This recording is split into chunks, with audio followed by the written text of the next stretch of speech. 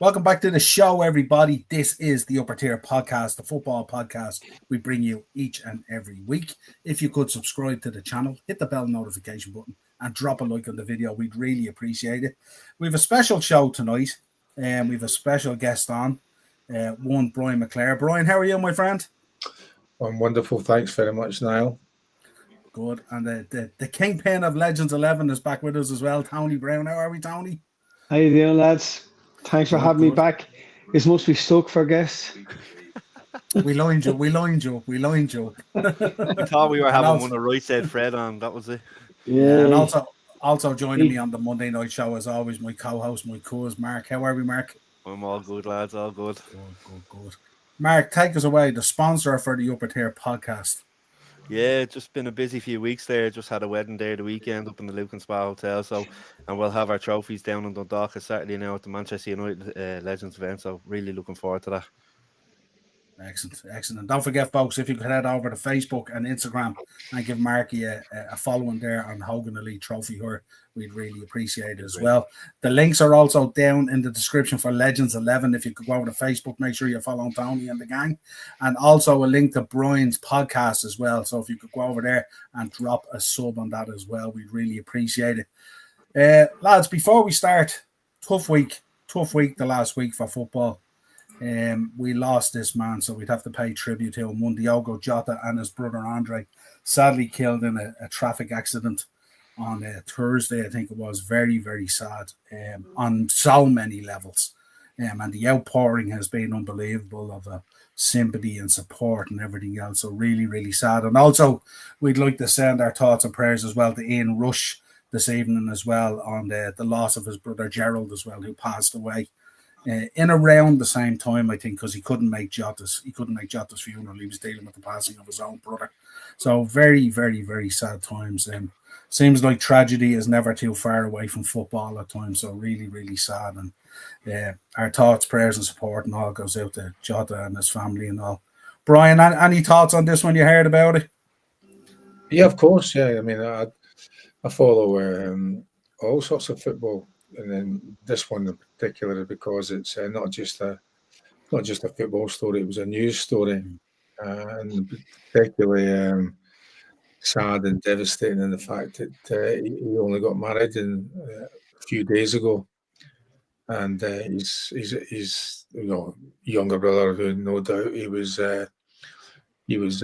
someone who looked after throughout his life, and then also his now, unfortunately, his ex-wife, and he's got 3 young kids, so anything like that happens, not just in football, but it's newsworthy, is going to make a difference in it. And yeah, it's a terrible thing to happen. And I think that maybe in a kind of small bit of soccer for anybody is the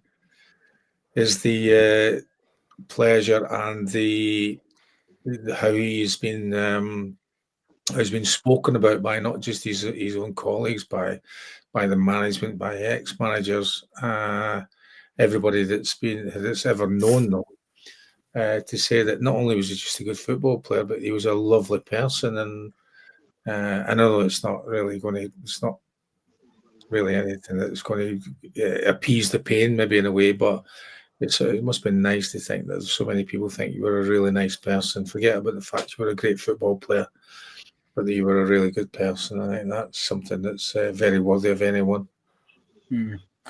Brian, as a man who's been around footballers of all ages and like being a leader and a coach and a mentor and all this kind of stuff, any advice you would give the Liverpool squad coming back in? Obviously, they postponed pre-season for a week to give them another week, but coming in next week, is there anything you would say? A lot of young players in that squad and stuff like that. I think that there's now football, and not just football, but sport, have so many people that are available for sports people to talk to. Back in the day, it would have been, only maybe your own family, maybe your own teammates. Maybe the manager would make himself available if he thought that you were struggling with some kind of bereavement or some kind of disappointment. But there's a whole raft of people who are a lot more used to dealing with situations like this, and no doubt that Liverpool will make available to all the people that are going to be or have been infected, who have been in it, part of this story, part of this unfortunate passing of two great young football players. As I say, I think that there's been an awful lot of counselling available and professional help for everyone that was being touched by, particularly at Liverpool Football Club. Yeah, absolutely, and well done to Liverpool as well. And they're going to pay out the whole contract to the wife, and they've also set up a fund for the kids going forward as well. And they're going to retire the jersey, which is, I think, the right and fitting to do. Tony, any other words from you? Any thoughts? Yeah, I just think it was shocking.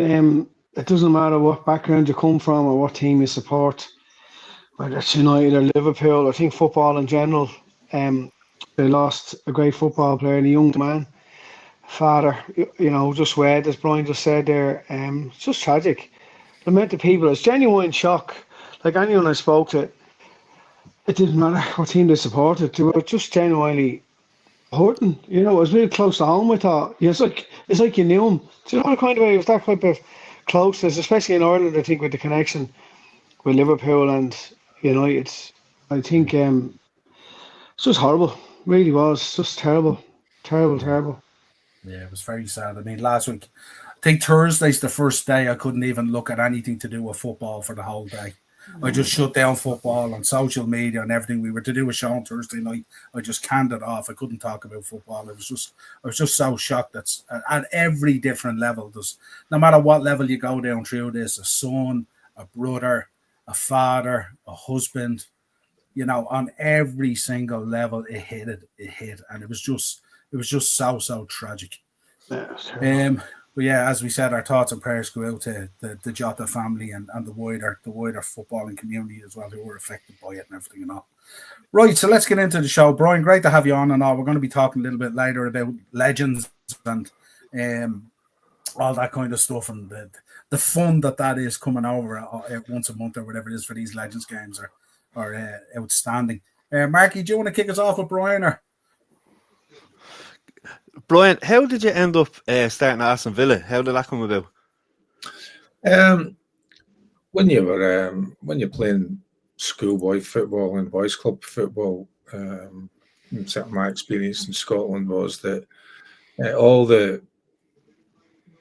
nearly all the top teams, Division 1, Division 2, maybe even below that, would have a Scottish scout looking at players in Scotland that may be available to go down on trial and be available to sign for English clubs. I was in Scotland at that time. You could sign a schoolboy form with a Scottish club at 14, but my dad never wanted me to be tied up to anyone because he wanted me to experience lots of different clubs, lots of different situations, both in England and in Scotland. So I hadn't tied myself up to anyone. A reason I decided to go to Aston Villa was several different reasons. I mean, that they would particularly looked after me while I was there.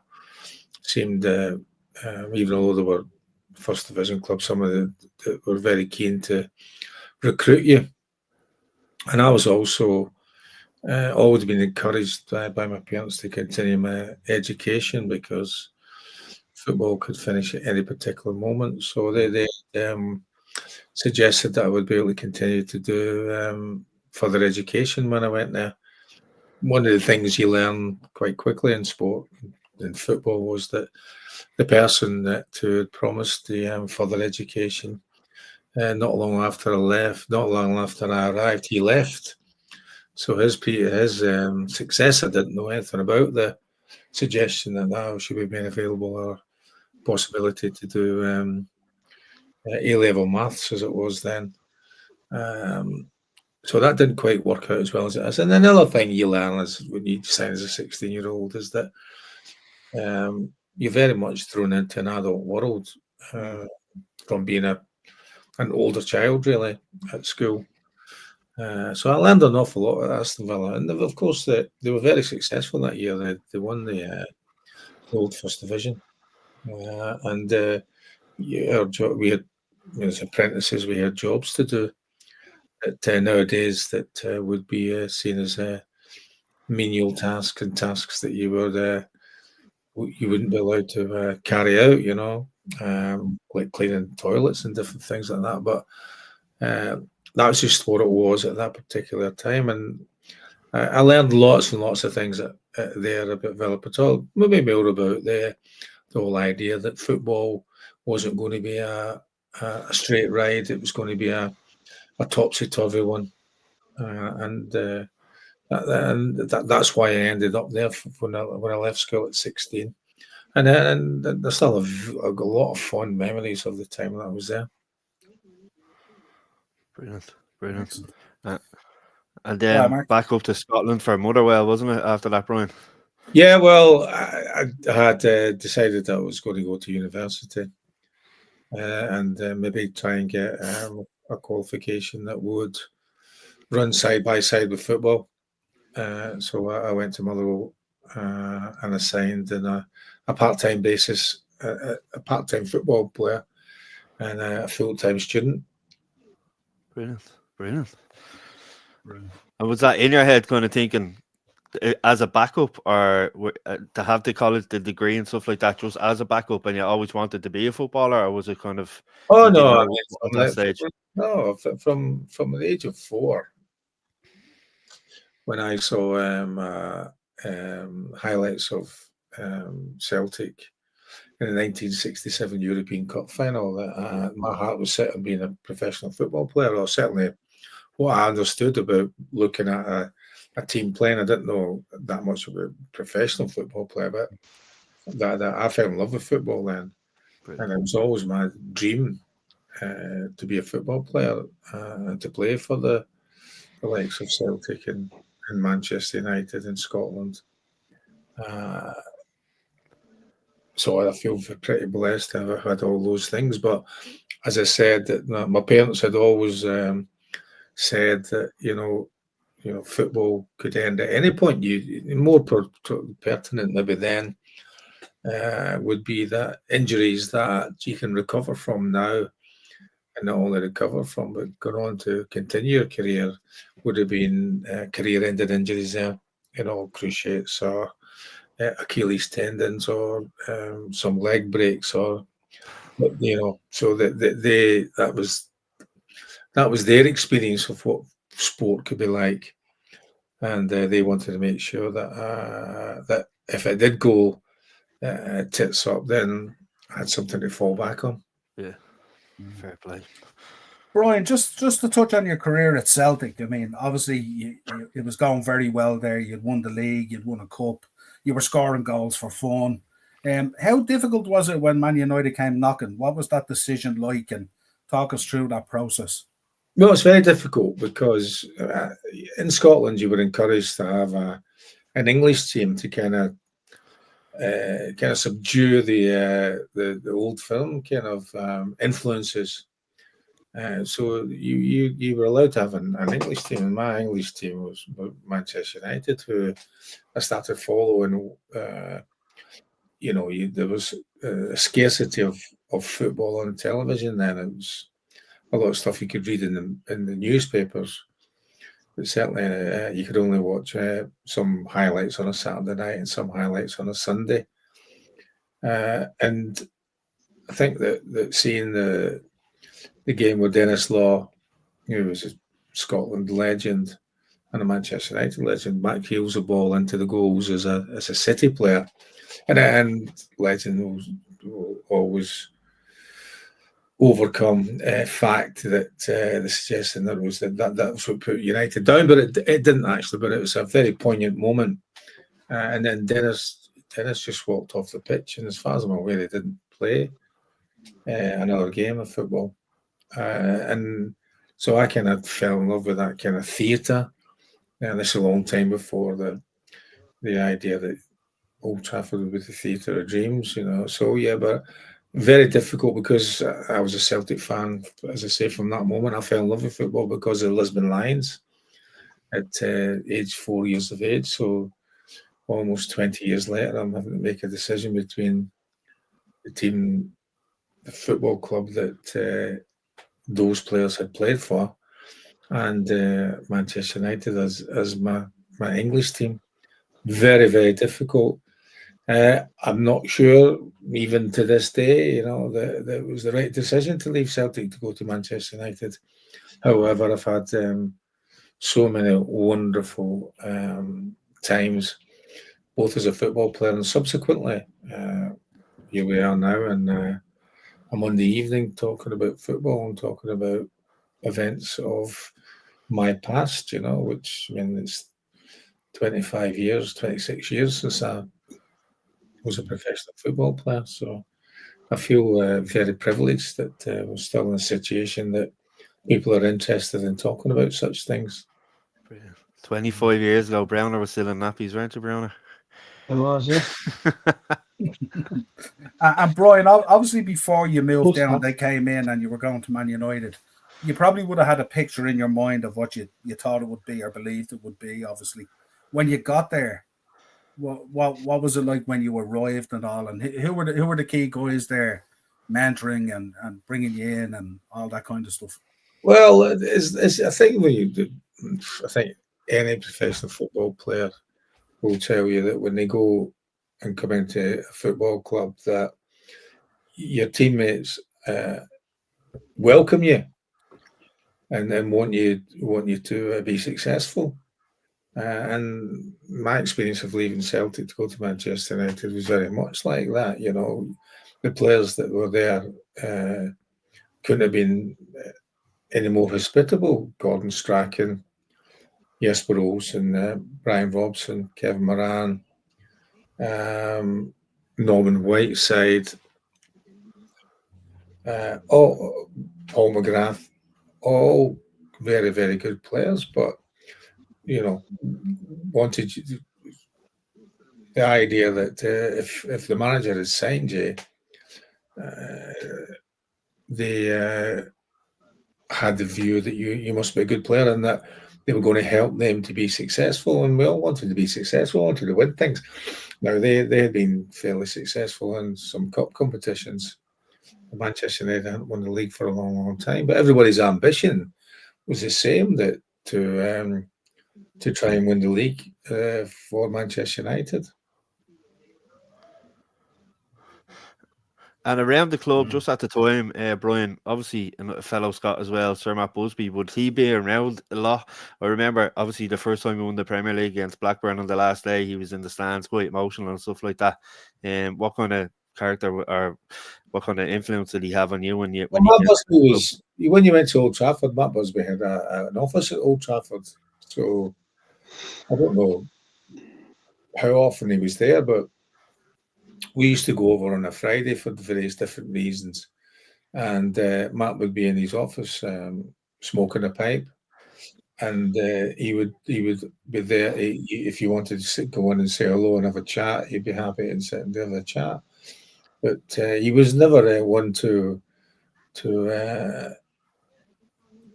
do anything that he thought would be perhaps undermine what Alex Ferguson was saying. So he was always very positive when you went to see him. And I mean, like you just mentioned there, looking at that earlier picture.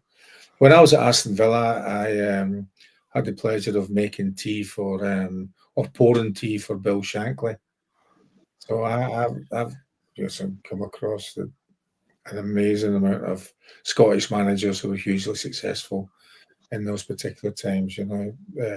Matt Busby, Bill Shankly, Alex Ferguson, who was fairly successful, Walter Smith. So I've got, when I look back, I think, well, how did I become? And the thing is that you say that Bill Shankly, he would say, because he had a Scottish accent, he would speak to you. I'm not saying he didn't speak to the other apprentices, but he certainly speak to you. And he would say, "Where are you from, son?" And he would tell him where you're from, and he'd go, "I'm going to give you some advice, son. Oh, thanks very much, Mr. Shankly. Just work hard. Work hard. That's all you need to do. And he was right, and it's not just that can apply to anything, you know. I mean, you have to, of course, have some kind of ability and some kind of physical ability also, but working hard. If you work hard, that will always overcome any other facet of football for me, and that will never change. You know that if you work hard, do the very best you can, allied with some kind of football ability, you'll be successful. Well, Brian, you're the first player, I think, since George Best waited to score 20 goals in a season. So there must have been a lot of pressure on you. Was there signing for United and to produce? Because as a United fan, I always thought you were the start of Ferguson's rebuilding jigsaw, if you like. And he did say there, I was only looking at his interview with Gary Neville, about, I think there was 2 or 3 players that he rated very highly and were probably undervalued at the time, and you were one of them. So it must be nice coming from him to be held in such high esteem. Well, I mean, you're under pressure playing for any kind of football club and any kind of profession because of your supporters are there, and their expectations are usually very high for their particular football team. I was to say that I was fortunate that a manager that really believed, an assistant manager that believed in players, other players, and my teammates that also were very keen for me to be successful, because it meant that we'd all be successful. I managed to score 20 league goals that season, but we were nowhere near winning the league, which Liverpool won that time. We finished second, but we were nowhere close. But it's always encouraging when you've had an effect on any of your subsequent players that have come after you, that they speak of you in any kind of positive terms. That's all you want to do. You want to hear, because I wanted to be successful. I wanted to have the help and the encouragement of the players that I had been with, and I wanted to help and encourage players that came after me. Ones, of course, that would eventually take the place in the team that I was involved in. But that's just the way that football is, and continuing along a huge success that Alex Ferguson eventually found. And it's great to be part of that from 87 through to the 1990, when we first won our first trophy, and then subsequently we went on and continued to win trophies and eventually won the first Premier League. And from then on, if you look back on it, it's just incredible to look at the body of work that Alex Ferguson is responsible for. I have to tell you, I have to actually discuss. Sorry, lads. My young lad, my eldest fella, said to me, he said, I'm after being Googling Brian McClair. He said, he doesn't really celebrate when he scores goals, but he runs in the net and he grabs the ball and goes back to the halfway line. I said, that's because he's on the goal bonus. That's why he done that. Well, there's no such thing, and there should never be such thing, because it leads to being selfish, and football shouldn't be about being selfish. It should be about being selfless. It's all about being a team. My whole idea was this, that I wanted to play football, but I never wanted to be a football player. I wanted to be anonymous. Didn't want anybody to know who I was.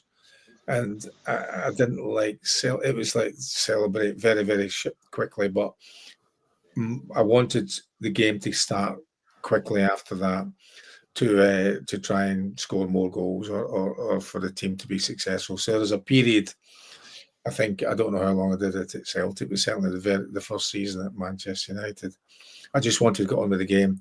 No messing about, no distractions, no running to the corner flag, doing Elvis impressions. That wasn't me.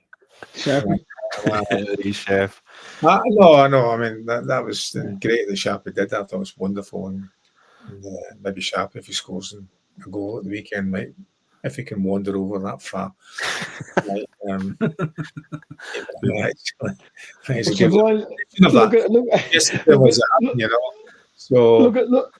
at the goal against Chelsea. With 4-0 with Ince. Look at that celebration. Oh, hand up. Yeah. Yeah, no, I just, it was like, yeah, I mean, I was inside, I was full of pleasure and joy and all that, but I just wasn't made to just wasn't made to do extreme celebrating or whatever. You know, I like the kind of, I've always liked the Corinthian idea of sport. When you're watching, you know, you go back to when even before I was playing, maybe more particular in cricket, you know, when the umpire gave them out, they just accepted it and they walked off and shook hands with their opponents, and I think that's what football and sport should really be about. That in that particular moment, you're competing against each other. You might not like each other, but at the end of it, there should be all about respect and shake hands. That's all. No swapping of shirts. Not having that, right? But shaking hands, eh? You know, so they're not worthy, as far as I'm concerned. Any opponents are not worthy of the shirt, right? You know, there's some of the players, you know, who play for your particular team might not be worthy of the shirt. So, get all this stuff about swapping shirts and all that is very alien to me. You know, I think that's one of the things that's wrong. But as I said, I had a great time, and I didn't want people to be watching me. I knew they were watching me, but I didn't really want it. I just change the focus, get the ball back to centre circle, kick off, right, next bit, see where we go. And that's why I did it, I think. Yeah. Question for you, Brian. Where did the competitive nature come from? Because sometimes I come on and I do podcasts promoting the Legends games and stuff like that. And even myself and Tony and Mark would have a chat after the games. And we always talk about that competitive nature in you, that you always want to win. You always want to sit down the opponent and that kind of thing. And I seen it like firsthand. I think, Tony, it was the game against Sheriff. And I think Brian scored a cracker into the top corner from about 30 yards out. And I know the bench, Brian, at the time were giving you a bit of guff, the Sheriff bench, and you sat the whole bench down. You walked over to it and sat it down. Where does that competitive nature stem from or come from? Well, even in the Legends games. I think it's the way you're brought up. You know, that maybe it's the kind of thing. I'm the oldest of my family. Maybe it was the kind of thing that I was the one that was a pioneer and I had to go out and experience new things all the time. I think my dad was very competitive. I think my mother was a decent sports person as well. And I think it comes from that kind of thing. And then you start just getting involved in playing different things and you become more and more involved in wanting to win. But also with winning with humility, you know, not winning by degrading or humiliating your opponents. You know, it's about win, lose, in equal measures. And at the end of it, doesn't really matter because it is only a game. I know it means a huge amount to lots of different people, but that never leaves you. And it didn't. I mean, when I've got 3 kids, and I wouldn't let them win at anything. You're right. In my case, I thought I was. See, this is the thing. You have to learn to lose. Learning to lose is the big lesson, and how you deal with losing. Winning bits is a doddle. Yeah. My whole kind of thing was you got to learn how to lose and deal with losing and not have tantrums and not misbehave, but be able to rise above it and say, all right, today you won today, and I'll shake your hand and I wish you all the best. Maybe the next time it will be my turn to win. And I think that's the most important thing about being a competitor. If you can learn how to lose, and learn how to lose with dignity and humility, you'll really appreciate the times when you do win. And talking about winning, Brian, I just want to ask you a question about the Cup Winners' Cup final in '91. Obviously, it was the first final United have reached since 1968. What was the build-up like, and did you feel the pressure going up against a very, very good Barcelona team? I think that those things there were. We knew they were very good, but Alex Ferguson was brilliant in taking all that kind of stuff away, because we had we went we stayed in Amsterdam and trained there, and it was only us in the hotel, so Alex Ferguson had created sort of different scenarios to distract us away from it.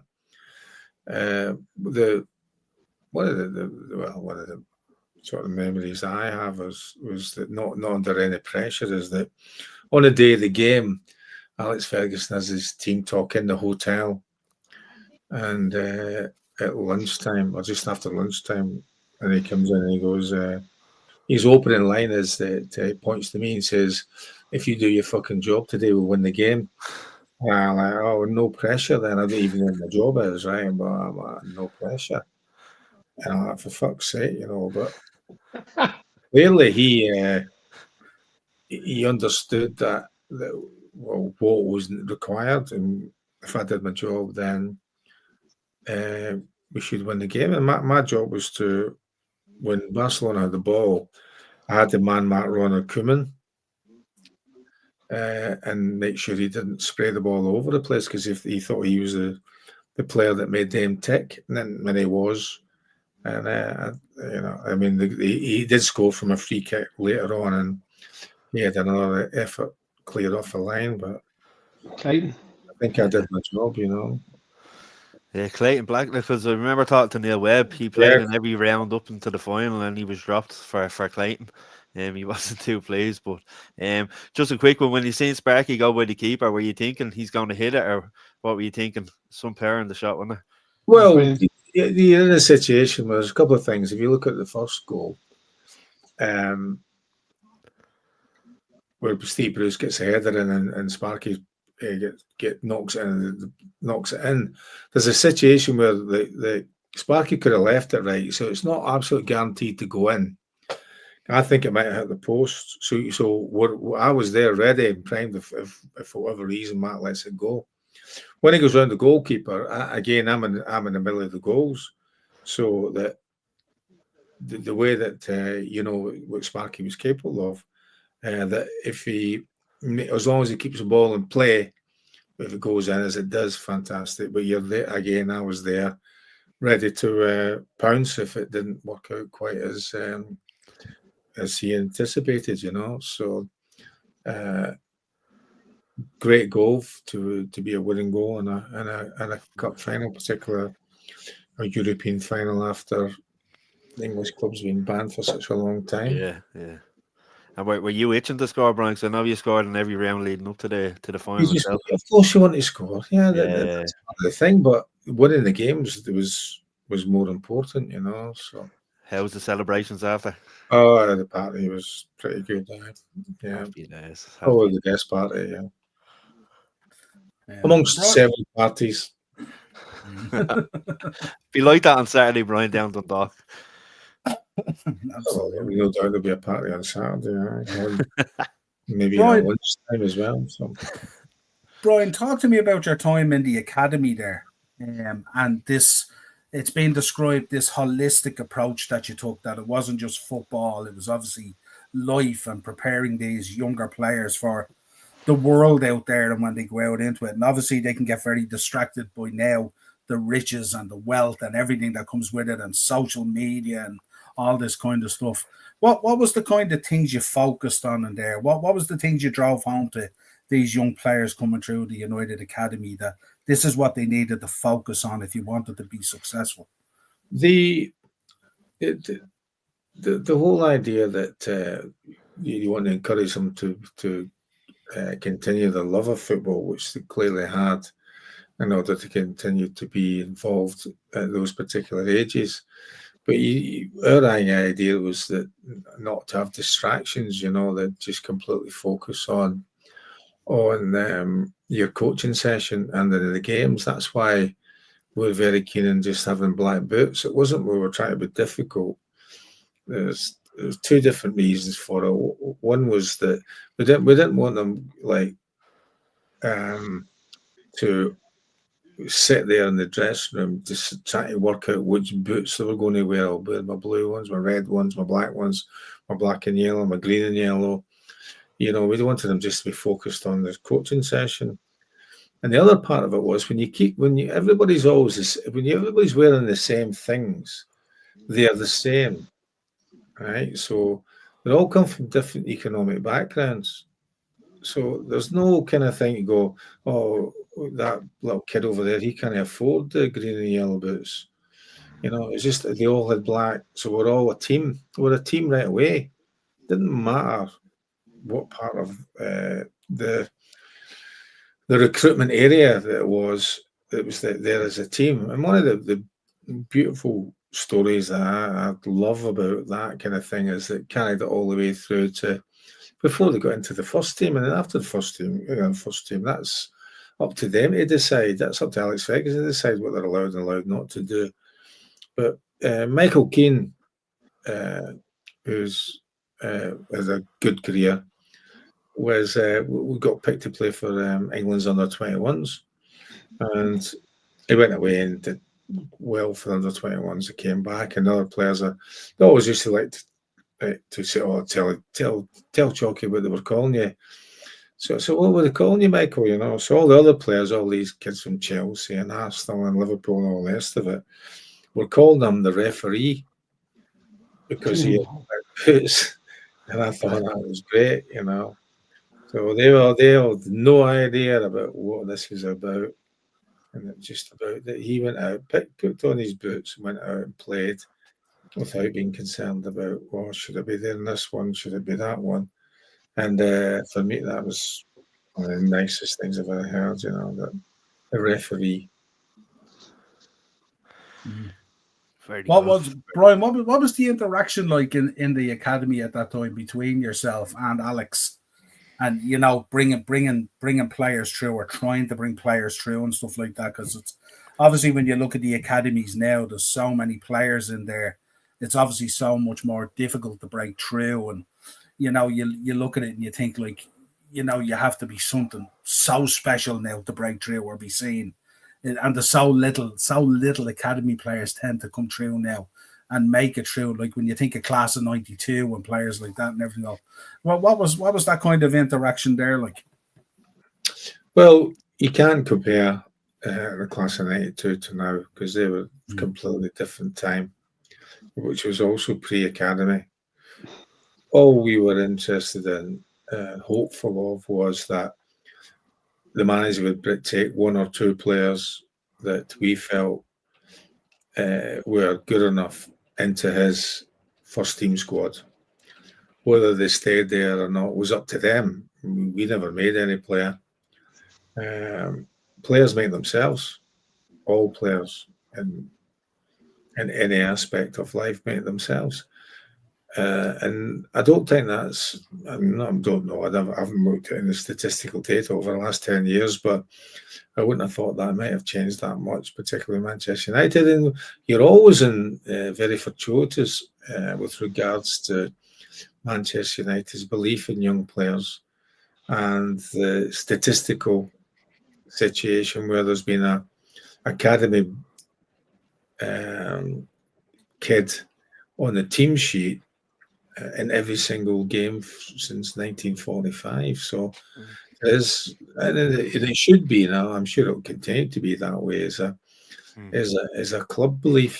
Otherwise, why would you have an academy? You know, so it's still happening, but you can never compare it to class of '92. But I was involved with those players when they came in in 1990, well, even before that, because I'd played with them in the reserves. It's a totally different time and a totally different youth product. And of course, a totally different situation with regards to recruitment. Manchester United have just signed a young kid from Paraguay the other day, you know, so that would never have been anywhere near on the horizon with regards to recruitment.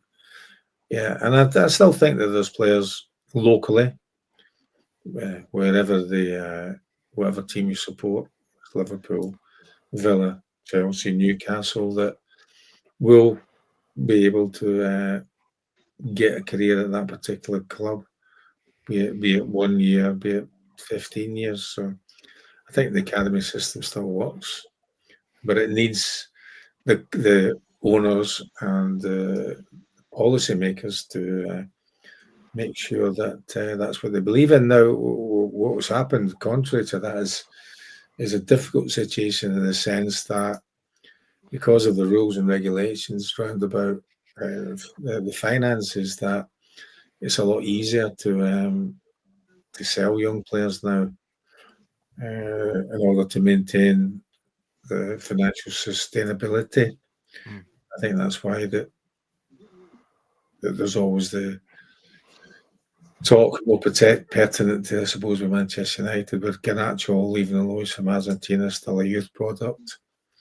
Rashford, Mainu would always be ones that there's speculation around because of the financial situation, which I would say is financial mismanagement rather than anything else. But they have to find a way of trying to regain success, whatever that may be. Brian, can I just ask you, were you involved in the academy when Ravel Morrison was coming up through the ranks? Obviously, he was. What was your thoughts on him at the time, and what's happened since and stuff? Well, I mean, people will say about Ravel that he's been a failure and that he's not playing for Manchester United now. We looked at it a totally different way, that anything that Ravel did in professional football, and he's been in lots of different places, was a success, and that's the way that it turned out.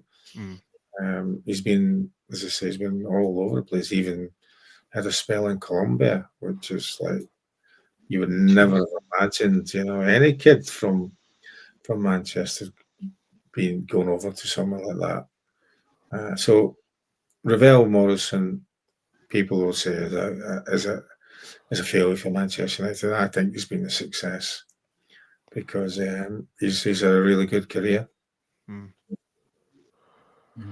And sorry, just one more thing as well, Brian.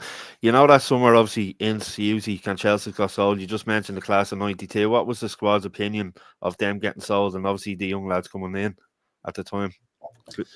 Which ones? The class of '92. Remember the summer they sold the likes of Mark Hughes, Chelsea. I didn't sell them. Which? They didn't sell them. Who? Hughes? No, Mark Hughes. I'm saying with the summer. They didn't sell them. Mark Hughes left. Well, when they left, they all left, to Chelsea and stuff. And what were your thoughts when the class of '92 were integrated into the squad? Collins got sold and Chelsea's got sold. Yeah, I knew they were all good players. And what you have to respect is that I knew a bit about them, but Alex Ferguson knew an awful lot about them, and he had the confidence that they had all the attributes needed, not just as football players, but as people, that they could be successful at Manchester United. And his belief and his encouragement and his faith was repaid time and time again. And you just have to look at the number of games that those players played and the period of time that they were at Manchester. Well, nearly all of them spent, certainly Gary Neville and Giggsy spent all their time at Manchester United. The other ones played an awful lot of games and an awful lot of games subsequently. Yeah, absolutely. Dane is in. Take a few comments for us, or a few chats.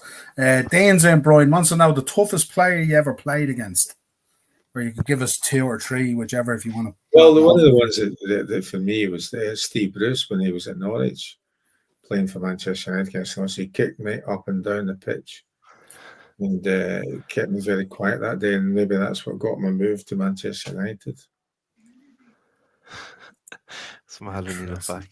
What's the other one here? Randy's in as well. He says, Where are we? He says his family showed Brian McClair's goal against Rangers in 1986. The passing up to the goal was quality. Also, the goal against Dundee United.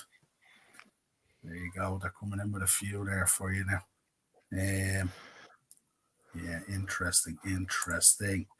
Right, let's get on and talk some legends. Let's talk some legends stuff. We do have a game coming up this week and stuff like that. But before we get into that, talk to us, Brian, about the legend stuff and coming over with Tony and everyone else and these games and meeting up with former colleagues and players and all that kind of stuff. And talk to us about that and the rejuvenation of that and how you feel about all that stuff. Well, the first thing is that it's always for a good cause. So I think you find that anybody that's participating in the weekend's events are focused on the reason why the event's happening, which is for the benefit of other people. What I suppose for us, the biggest benefit for us is that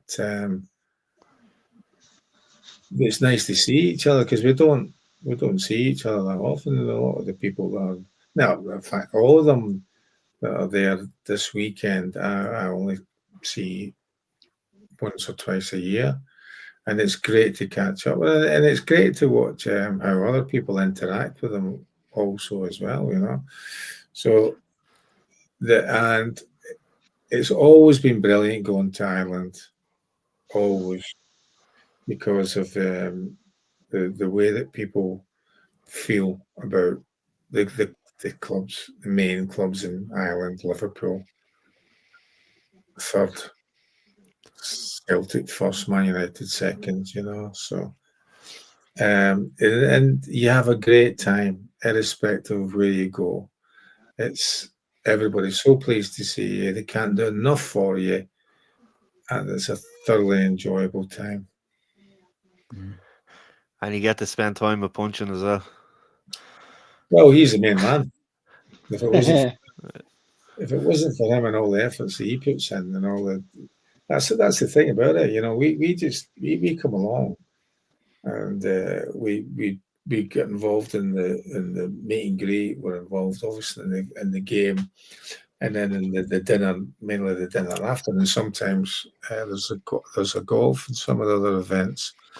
But Tony Browne's the one that goes around and takes all the information and makes sure everything runs as smoothly as it possibly can. And then it does run remarkably well. And that's all down to Tony and the guys from Legends 11. Yeah, we're there as the end part of it.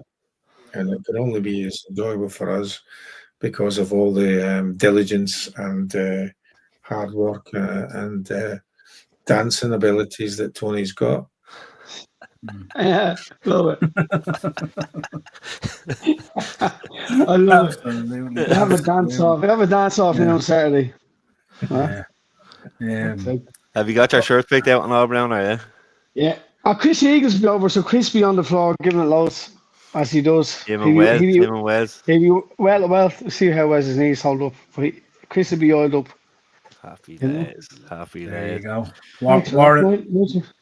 Warren is in, Brian. He says one of his favourite memories of Chucky was standing in the jungle and watching him scoring a penalty against Rangers. It was epic. There you go. What about with these Legends games, Brian? You often see there'll be Man United fans who's obviously experienced your career and followed Man United for years, and they're there with their kids. And you often hear them, Tony, you'd hear them in the crowd and all, and they'd say, see Brian McClair, you want to see him when he was playing for Man United. And I often think that, like, there's probably hundreds of kids there going home that night, going onto YouTube, looking at Brian McClair's top 20 goals or top 20 moments or whatever it is. And I often say sometimes that it's really nice to see when fathers pass down to their kids a bit of history about the club, so you have an appreciation of where they came from and where they are now and what's important and what isn't, especially at United, kind of struggling a lot at the moment and stuff like that. But the history that's there will tell you that football comes in cycles, and no doubt United will bounce back as a powerhouse again. This is what happens. My own team, Liverpool, was in the doldrums for years and eventually bounced back over time, Do you ever think about stuff like that connected to the Legends games and stuff like that? Do you ever think like these kids are going home, maybe doing that, and YouTube, Brian McClair, his search on YouTube has gone up after these games? Is that me you're talking to? Yeah, no, that's you, yeah. Oh, listen, I mean, it's so nice when everybody's is so pleased you've been there, to come up and they say, oh, I don't know who you are, but my grandfather says you were a good player, or my granny, you know, it's nice that there's that kind of connection, and they may well go back, and they've got that. So I'm saying the beauty of the modern world, they can go and have a look and see, did how you were and what you looked like then, you know, because I'm unrecognizable now, you know, so. Yeah, Sligo Boy is in. Brian, he says, did you ever want to leave Celtic, or was it a business deal? I think you kind of answered it earlier, didn't you, that it was a tough decision at the time and stuff. Yeah, it was a difficult decision, yeah. So. Yeah. My family still show me McClair's goals, quality player, slick on the ball too. There we go. And the slabbering cabbages in going, hail, hail. There we go. There we go. Brianna, do you want to give information out about the match for Saturday? There's still tickets available on Eventbrite and stuff. Yeah, there's still tickets there for all the meet and greet, the game and the dinner. They're available on Eventbrite, and they're available on Blackrock site as well, the Blackock Social Group. So yeah, it's going to be a cracker. The weather's going to be good. Yeah, we're still looking forward to now. So yeah, be another great event. Hopefully, get the lads over. Another great lineup as well, and it's going to be, I believe, it's going to be an absolute scorcher this weekend. Absolute heat wave, I heard. And that's what people were telling me today and stuff like that. And also, yeah, really look forward to it. And don't forget, folks, links are down there to Blackrock Social Club and Legends 11 and Eventbrite for the tickets as well. It's all in there in the description as well. So you don't even have to go anywhere. Even if you're a lazy person, it's all there and done for you. So make no mistake about that. Well, listen. Pleasure as always. Brian, thanks a million for coming on and taking the time. It's always great looking back on the career and chatting to you about the current situation. And I'm always very interested in the academy up, and that transition and stuff like that is very interesting. Tony, pleasure as always as well. Thanks a million for coming on. Thanks, fellas. Thank you. Marky, any finishing? No, I look forward to having a point with you on Saturday now, Chucky and Browner as well. Looking forward to seeing you on the dance floor, man. We were saying, Tony, it's not Guinness weather now, it's Bulmer's weather now, it's cider weather now with this heat wave. Yeah. No, the lads like the Guinness up there, and a lovely part of the country as well, right in the coast. Great spot. So, yeah, it's going to be great. It's going to be great. Thanks, lads. Yeah, brilliant. Pleasure coming on. And listen, best of luck for Saturday as well. Enjoy it. There's just one thing. Can somebody sort them out and invite to the raft race next year? All right. We'll get one of the lads onto you. If you promise to bring the water. You must bring the water. Don't forget, Brian, do you want to tell us about the podcast? Talk to us about the life of Brian.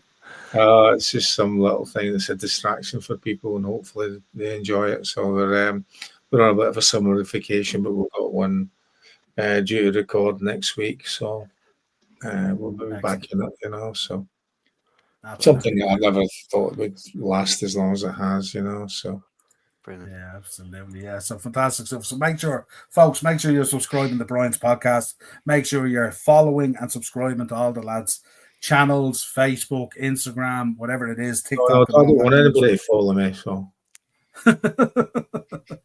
follow the other people. Don't follow me.